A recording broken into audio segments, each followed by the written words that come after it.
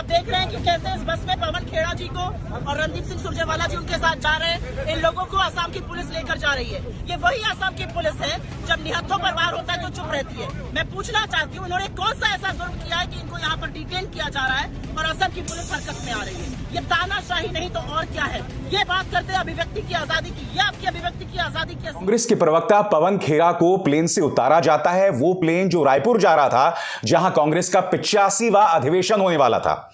Plane से उतारा जाता है और असम पुलिस उन्हें ले जाती है।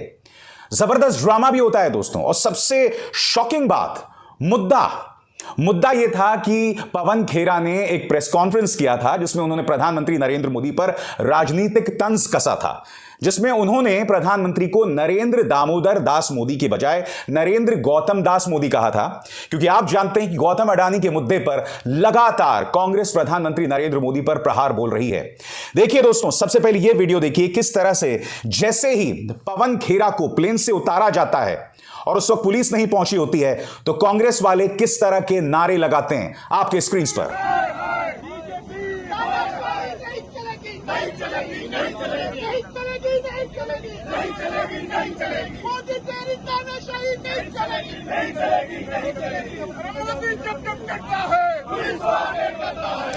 तो कांग्रेसी यहां पर यह आरोप लगा रहे थे कि जब जब मोदी डरते हैं पुलिस को आगे करते हैं। हालांकि इतनी इज्जत से उन्होंने नहीं बोला। पवन खेड़ा का यह कहना था कि मुझसे कहा गया कि भाई आपके बैग को लेकर कोई मुद्दा है, उन्हें उतारा गया और फिर उसके बाद यह सब ड्रामा हुआ। सुनिए वो क्या कह रहे हैं।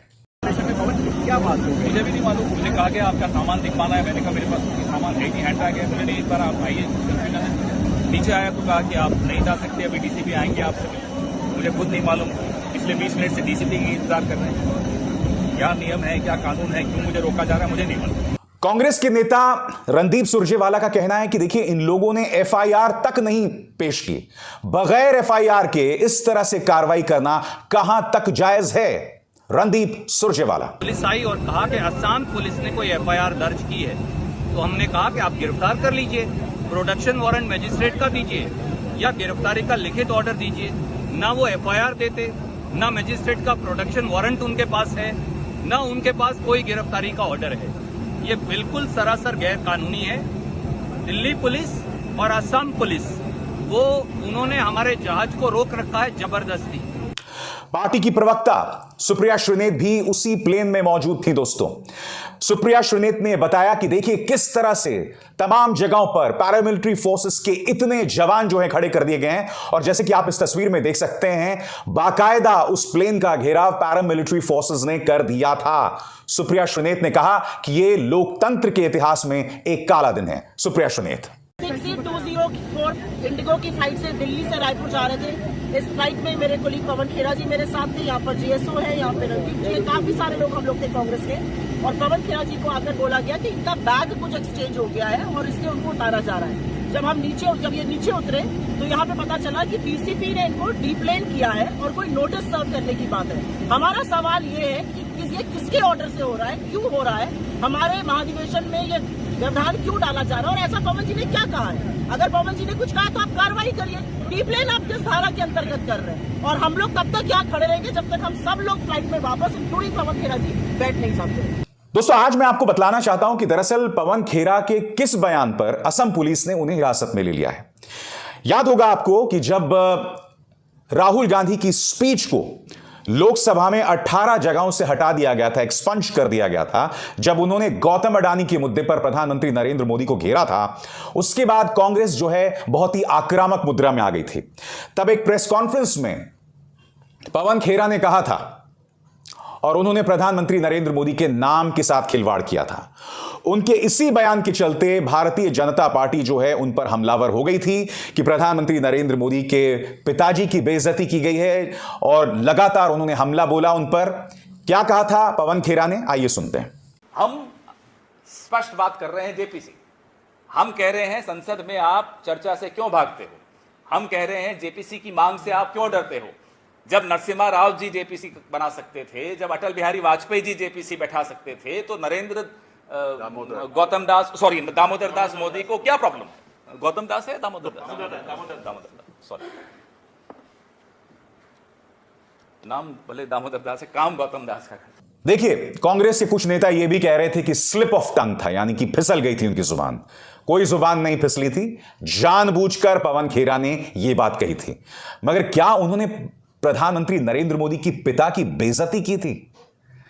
वो साफ तौर पर एक राजनीतिक तंज मार रहे हैं, और उस राजनीतिक तंज मारने के चक्कर में उन्होंने दामोदर दास, प्रधानमंत्री नरेंद्र मोदी के नाम में जो दामोदर दास शब्द है, उसके साथ उन्होंने थोड़ी सी खिलवाड़ कर दिया। तो क्या एक राजनीतिक तंज के मुद्दे पर किसी को गिरफ्तार किया जा सकता है? और सबसे बड़ी बात, क्या भारतीय जनता पार्टी और हेमंत बिस्व शर्मा, जिनकी असम पुलिस ने उन्हें हिरासत में ले लिया, क्या भूल गए कि संसद के अंदर प्रधानमंत्री नरेंद्र मोदी ने राहुल गांधी के पिता, उनके दादा, उनके परदादा तक पर हमला बोला था, उनके सरनेम का जिक्र किया था? इससे ज्यादा शॉकिंग बात क्या हो सकती थी? याद कीजिए प्रधानमंत्री ने किस तरह से राहुल गांधी पर हमला बोला था। मैं बहुत आश्चर्य होता है कि चलो भाई, हमसे कभी छूट जाता होगा नेहरू जी का नाम, और छूट जाता होता होगा हम ठीक भी कर लेंगे, क्योंकि वो देश के पहले प्रधानमंत्री थे। लेकिन मुझे ये समझ नहीं आता है कि उनकी पीढ़ी का कोई व्यक्ति नेहरू सरनेम रखने से डरता क्यों है? The Prime Minister directly insults me. He says, why is your name Gandhi and not Nehru? But his words are not taken off the record. Maybe Mr. Modi doesn't understand this, but generally in India, our surname is the surname of our father. But it does not matter because the truth always comes out. सुना आपने? अब आप मुझे बताइए, जो बात आपने पवन खेरा के मुंह से सुनी या प्रधानमंत्री नरेंद्र मोदी ने जो कही, ज्यादा शॉकिंग, ज्यादा प्रॉब्लमैटिक, ज्यादा दिक्कत किसमें है, मुझे बताइए। मैं आपसे एक सवाल पूछना चाहता हूं। प्रधानमंत्री नरेंद्र मोदी ने सोनिया गांधी पर हमला बोलने के लिए उन्हें जर्सी काऊ कहा। एक बार उनके मुंह से कांग्रेस की विधवा शब्द तक निकला। मैं नहीं भूला हूं, जब रेणुका चौधरी संसद में हंस रहे थे, तब प्रधानमंत्री नरेंद्र मोदी ने यह तक कह दिया था कि जिस तरह से रेणुका चौधरी हंस रही हैं, मुझे रामायण का सीरियल याद आ गया। और आप भी जानते हैं कि रामायण में कौन सी महिला पात्र जो है इस तरह से हंसती हैं। और सबसे शॉकिंग बात, शशि थरूर की पत्नी स्वर्गीय सुनंदा पुष्कर के बारे में प्रधानमंत्री ने 50 करोड़ की गर्लफ्रेंड कहा था। मगर प्रधानमंत्री नरेंद्र मोदी को तो किसी भी मुद्दे पर गिरफ्तारी का सामना नहीं करना पड़ा। उन्होंने महिलाओं पर अभद्र टिप्पणियां की हैं, इसके बारे में क्या कहना है?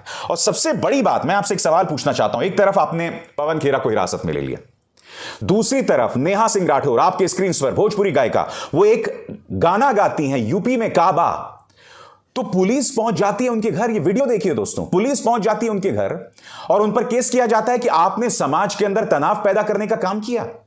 जवाब दीजिए। मैं आपसे पूछना चाहता हूं कि लोकतंत्र की इस तरह से धज्जियां क्यों उड़ाई जा रही हैं? जिस उत्तर प्रदेश पुलिस ने कानपुर देहात में बुलडोजर चलाया, जिसकी वजह से 2 हिंदू ब्राह्मण महिलाएं प्रमिला और नेहा मौत के घाट उतर गईं, उनके बारे में तो आपने कोई एक्शन नहीं लिया। जिस भोजपुरी गायिका ने उस मुद्दे पर एक गाना गाया, उसके खिलाफ आप एक्शन ले रहे हैं। आपके स्क्रीन पर यह है बजरंग मुनि। इस व्यक्ति ने मोनू मानेसर के पक्ष में बयान दिया कि मुसलमान संहार किया जाए, खुलेआम इस तरह की बात करना। मैं नहीं भूला हूं, जब मोहम्मद जुबैर, फैक्ट चेकर मोहम्मद जुबैर ने इस आदमी को नफरती बताया था, हेट मॉन्गर बताया था, तब अदालत के अंदर मोदी सरकार ने कहा था कि ये बहुत सम्मानित धर्मगुरु हैं, इनको नफरती नहीं बताया जा सकता, उससे हिंसा हो सकती है। यानी कि ये व्यक्ति जो मर्जी कहता रहे, जितनी नफरती बयान देते रहे, इस पर कोई एक्शन नहीं लेंगे आप।